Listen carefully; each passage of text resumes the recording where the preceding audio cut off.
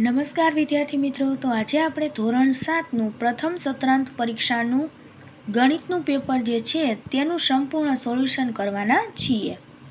પ્રશ્ન 1, માગ્યા મુજબ જવાબ આપો. એ, દરેક વિધાન સાચું બને તે રીતે ખાલી જગ્યા પૂરો. પેલું -17 ગુણ્યા -5, તો ખાલી જગ્યા ગુણ્યા -17, તો એમાં જવાબ આવશે -5. અને કયા ગુણધર્મનો ઉપયોગ કરીએ તો ક્રમનો ગુણધર્મ, એ તમારે લખવાનું નથી, ખાલી તમારે -5 એટલું જ લખવાનું છે. બીજું 321 ભાંગ્યા ખાલી જગ્યા બરાબર 321, તો 1. ત્રીજું -25 ગુણ્યા 0 બરાબર 0, કારણ કે ગુણાકાર માટે શૂન્ય તટસ્થ ઘટક. ત્યાર પછી છે બી, દાખલા ગણો. પેલો -9 + 3 ભાગ્યા -12 + 6, તો બરાબર કરીને માઇનસ પ્લસ માઇનસ એટલે 9માંથી 3 જાય તો -6 ભાગ્યા 12, અને 12ની નિશાની માઇનસ છે, 6ની પ્લસ છે એટલે માઇનસ પ્લસ માઇનસ, તો 12માંથી 6 જાય તો -6, તો -6 ભાગ્યા -6 બરાબર 1. બીજું 12 ગુણ્યા -15 ગુણ્યા -2 ગુણ્યા -8 બરાબર જવાબ મળશે -2880. ત્યાર પછી ત્રીજું 26 ભાગ્યા -21 વત્તા -5 બરાબર 26 ભાગ્યા -21 -5 બરાબર 26 ભાગ્યા -26, તો 26 ભાગ્યા -26 કરીએ તો જવાબ મળશે આપણને -1. ત્યાર પછી જોઈએ આપણે ચોથો, વર્ગ કસોટી પત્રમાં 20 સવાલ છે. દરેક સાચા જવાબ માટે 4 ગુણ અને ખોટા જવાબ માટે -2 ગુણ છે. પાયલ બધાના જવાબો લખે છે, પરંતુ તેના 12 જવાબો સાચા છે, બાકીના ખોટા છે, તો તેને કુલ કેટલા ગુણ મળ્યા હશે? તો પહેલાં આપણે કુલ સવાલ છે 20, સાચા જવાબની સંખ્યા, સાચા જવાબના ગુણ મળશે 4 ગુણ, ખોટા જવાબના -2 ગુણ. તો પાયલે મેળવેલ કુલ ગુણ બરાબર 4 કૌંસમાં સાચા જવાબની સંખ્યા વત્તા -2 ગુણ્યા ખોટા જવાબની સંખ્યા બરાબર 4 કૌંસમાં 12 વત્તા -2 અને ખોટા જવાબની સંખ્યા 8, તો 48 - 16 બરાબર 32. તો પાયલને કુલ 32 ગુણ મળ્યા હશે. ત્યાર પછી જોઈએ પ્રશ્ન 2, નીચેનું દરેક વિધાન સાચું બને તે રીતે ખાલી જગ્યા પૂરો. પેલું 3.96 ગુણ્યા 6 બરાબર, તો એમાં આવશે 23.76. બીજું 36 ભાગ્યા 0.4, તો એમાં આવશે 90. ત્રીજું 98.53 ભાગ્યા 100, તો એમાં આવશે 0.9853. ચોથું 5/2 ગુણ્યા 8, તો એમાં આવશે 20. પાંચમું 2/3 ગુણ્યા 5, તો એમાં આવશે 10/3.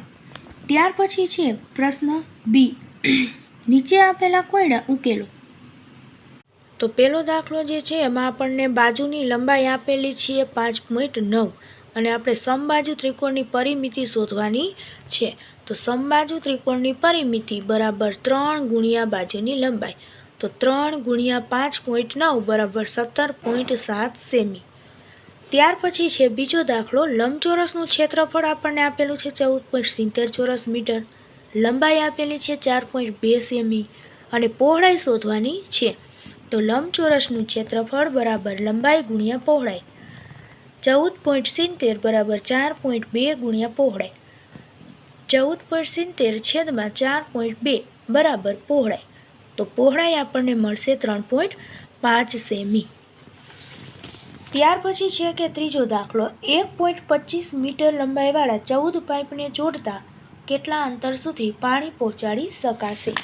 તો અંતર બરાબર 1.25 ગુણ્યા 14 બરાબર 17.5 મીટર, તો 17.5 મીટર અંતર સુધી પાણી પહોંચાડી શકાશે. ત્યાર પછી ચોથો દાખલો છે, 3.8 લીટર ડીઝલમાં કપાતું અંતર બરાબર 53.2 કિમી, તો 1 લીટર ડીઝલમાં કપાતું અંતર બરાબર કેટલા? તો 1 ગુણ્યા 53.2 છેદમાં 3.8 બરાબર 14 કિમી, તો 1 લીટર ડીઝલમાં તે વાહન 14 કિમી અંતર કાપશે. ત્યાર પછી જોઈએ પ્રશ્ન 3 એનો પહેલો, સરાસરી બરાબર આપેલી સંખ્યાનો સરવાળો છેદમાં કુલ સંખ્યા બરાબર 140 + 145 + 137 + 130 + 148 + 135 +141 + 154 + 145 + 135 તો બધાનો આપણે સરવાળો કરીએ એટલે આપણને મળશે 1410/10. 0 0 ઉડી ગયા એટલે 141. ત્યાર પછી બીજો દાખલો છે, એક વર્ગના 15 વિદ્યાર્થીઓનું વજન કિગ્રામાં નીચે મુજબ છે તો માહિતીનો મધ્યસ્થ એટલે કે આપણે ચડતા ક્રમમાં અથવા ઉતરતા ક્રમમાં ગોઠવી અને જે વચ્ચોવચ આવે એ અંક. તો અહીંયા આપણે ચડતા ક્રમમાં ગોઠવેલા છે તો વચ્ચોવચ આવશે 50 એટલે આનો જવાબ આવશે 50, મધ્યસ્થ બરાબર 50. ત્યાર પછી છે ત્રીજું, નીચે 25 વિદ્યાર્થીઓની ઊંચાઈ આપેલ છે તો તેનો ઊંચાઈનો બહુલક કેટલો હશે? બહુલક એટલે કે જે સૌથી વધારે વખત આવેલ હોય તે સંખ્યા. તો અહીંયા સૌથી વધારે વખત 161 આવેલ છે એટલે આનો બહુલક થશે 161. પ્રશ્ન 3 એનો પહેલો, આલેખ ઉપરથી આપણને જવાબ આપવાના છે. પહેલું, ધોરણ 3 અને ધોરણ 7ના વિદ્યાર્થીઓની સંખ્યાનો ગુણોત્તર શોધો. તો ગુણોત્તર બરાબર 150/75. તો 75 × 2 = 150 એટલે ગુણોત્તર બરાબર 2:1. ત્યાર પછી છે બીજું, સૌથી વધુ અને સૌથી ઓછી સંખ્યાનો તફાવત આપો. તો 275 - 75 બરાબર 200. ત્રીજું, એવું કયું ધોરણ છે કે જેમાં 225 કરતાં વધારે અને 275 કરતાં ઓછી સંખ્યા છે? તો ધોરણ 4 એવું છે કે જેમાં 225 કરતાં વધારે અને 275 કરતાં ઓછી સંખ્યા છે. ત્યાર પછી અહીંયા આપણને દ્વિલંબ આલેખ આપેલો છે તેના ઉપરથી જવાબ આપવાના છે. ત્રિમાસિક પરીક્ષામાં સૌથી વધુ ગુણ કયા વિદ્યાર્થીને મળ્યા? તો ત્રિમાસિક પરીક્ષામાં સૌથી વધુ ગુણ માયાને મળેલા છે. ત્યાર પછી છે બીજું, કવિશના ત્રિમાસિક પરીક્ષા અને 6 માસિક પરીક્ષાના ગુણનો તફાવત કેટલો છે? તો 15 - 12 બરાબર 3. ત્રીજું, આશિષના 6 માસિક પરીક્ષા જેટલા જ ગુણ ત્રિમાસિક પરીક્ષામાં કયા વિદ્યાર્થીને મળેલ છે? તો અરુણને. ત્યાર પછી પ્રશ્ન 4, ખરા ખોટા જણાવો. પહેલું, x - 15 બરાબર 10 નો ઉકેલ x બરાબર 5 છે તો આવશે ખોટું. બીજું, y માં 3 ઉમેરતા 10 મળે છે અને સંકેતમાં y + 3 બરાબર 10 એમ કહેવાય તો સાચું. ત્રીજું, x નો અડધો ભાગ એટલે 2x થાય તો ખોટું. ચોથું, 3 + x બરાબર 9 તો xની કિંમત 12 છે ખોટું. ત્યાર પછી છે નીચેના સમીકરણ ઉકેલો. પહેલો, 4(n - 3 બરાબર 8. હવે 4ને આપણે કાઉન્સમાં બંને સાથે ગુણી લીધા એટલે 4n - 12 બરાબર 8. તો 4n બરાબર 8 + 12, 4n બરાબર 20. તો n બરાબર 20/4 તો n બરાબર 5. ત્યાર પછી બીજો દાખલો, a/4 + 2 બરાબર 10. તો a/4 બરાબર 10 - 2. a/4 બરાબર 8. હવે 4 ભાગાકારમાં છે તેને આપણે જમણી બાજુ લઈ જઈએ એટલે ગુણાકારમાં થાય. તો a બરાબર 8 × 4, a બરાબર 32.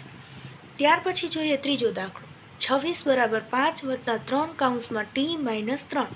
તો 26 છે એમાં 5ને આપણે આ બાજુ લઈ લીધા ડાબી બાજુ તો 26 - 5 બરાબર 3t × 9. 3ને કાઉન્સ સાથે ગુણી દીધા તો 21 - 9 બરાબર 3t. 12 બરાબર 3t, t બરાબર 12/3 તો t બરાબર 4.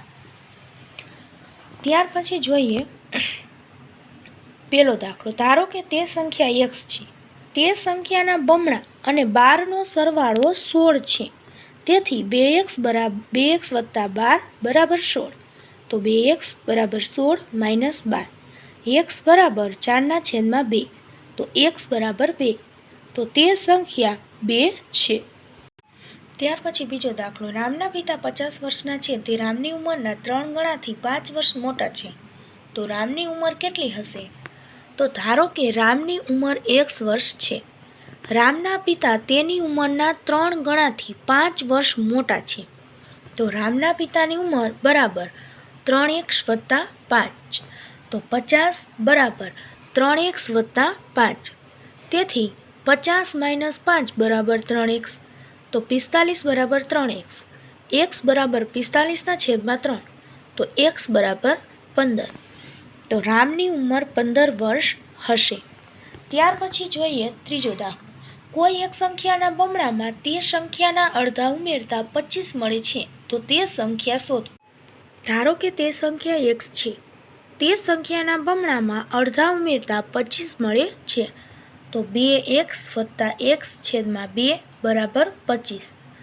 તો લસા લઈએ એટલે 4x વત્તા 2 છેદમાં 2 બરાબર 25. તેથી 5x બરાબર 25 ગુણ્યા 2. 5x બરાબર 50. તો x બરાબર 50 છેદમાં 5. તો x બરાબર 10. તો તે સંખ્યા 10 છે.